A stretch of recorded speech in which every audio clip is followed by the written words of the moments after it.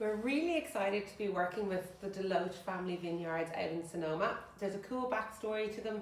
Family run until 2003, and then one of the really big important producers in Burgundy called Boisset bought the winery, and so they've really invested a lot of time and energy into raising the quality.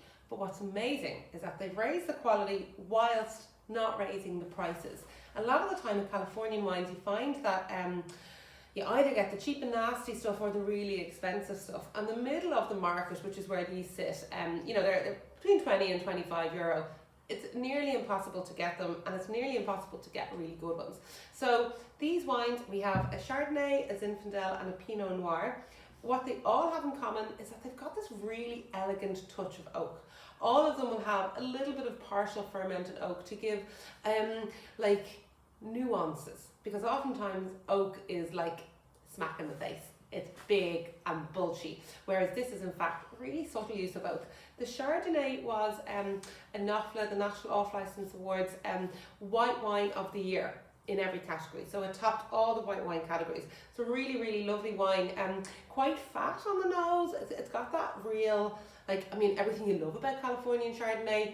Big, voluptuous, ripe, for me, like nearly like tropical nose. But the mouth is much more subtle, kind of crisp, citrusy with nuances of oak. It's a really, really lovely Chardonnay, especially if you like that style. If you like a Macon, I think it's a wine that you'll really enjoy. It shares quite similar flavour profiles with that.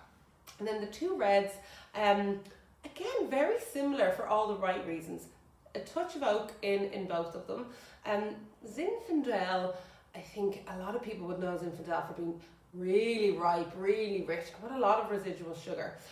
Whereas this one is in fact a lot more medium bodied, and it's much lighter in colour, and it's got, I suppose, those gorgeous blueberry flavours that you love about Zinfandel, layered with some nice red kind of cherry fruits.